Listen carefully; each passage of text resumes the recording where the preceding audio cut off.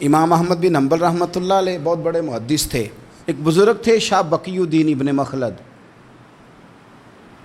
وہ کہتے ہیں مجھے پتہ چلا کہ اس دور میں نبی کریم علیہ السلام کی حدیث جو سب سے بہترین پڑھاتے ہیں وہ امام احمد بن حنبل ہیں. ان کو حضور کی حدیث سے جو خاص شغف ہے وہ کسی اور کو نہیں. کہتے ہیں میرے دل میں لو لگ گئی، حالانکہ میں امیر گھرانے سے تھا. میں کشتی میں بیٹھا امام احمد بن حنبل کے پاس آنے کے لیے، رستے میں طوفان آ گیا، کشتی ہچکولے کھانے لگی. کسی طریقے سے ایک جزیرے کے ساتھ جا کے کشتی لگی، ٹوٹ گئی، بکھر گئی. میں جزیرے پہ اتر گیا، اور بھی کئی لوگ تھے. 1 مہینہ وہاں رہنا پڑا. بارشیں ختم ہوئی، موسم ٹھیک ہوا تو ایک کشتی دکھائی دی آتی ہوئی. فرماتے ہیں کہ وہ اس کشتی میں بیٹھا، دوبارہ بغداد گیا. مجھے سفر طے کرتے 2.5 مہینے گزر گئے. وہ جزیرے پہ مہینہ پتے کھا کے بھی گزارا کرنا پڑا. نکلا تھا علم حاصل کرنے. جب بغداد شریف پہنچا، لوگوں سے پوچھا امام احمد بن حنبل کا مدرسہ کہاں ہے؟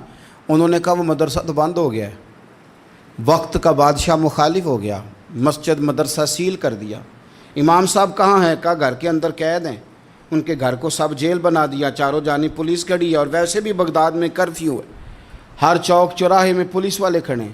شاہ بقی الدین کہتے ہیں اتنا کچھ سننے کے باوجود بھی میرا جذبہ ٹھنڈا نہیں ہوا. وہ مہینے میں سفر کی صحبتیں، گو سنا تھا کہ آستانہ یار دور ہے، پر ہم نے بھی ٹھان لی تھی کہ جانا. گو سنا تھا کہ آستانہ یار دور ہے، پر ہم نے یہ ٹھان لی تھی کہ جانا ضرور ہے. کہتے ہیں پہنچ گئے. اب پتہ چلا کہ کرفیو ہے، سڑکوں پہ پولیس کھڑی ہے، گلیوں میں چوکوں چوراہوں میں پہرے ہیں. امام صاحب تک تو جا کوئی نہیں سکتا. کہتے ہیں میں نے ایک شخص کی منت کی، میں نے کہا کسی طریقے گاڑی بتا. کہنے لگا میں اشارہ بھی نہیں کر سکتا، سخت حالات ہیں. وہ کوئی طریقہ.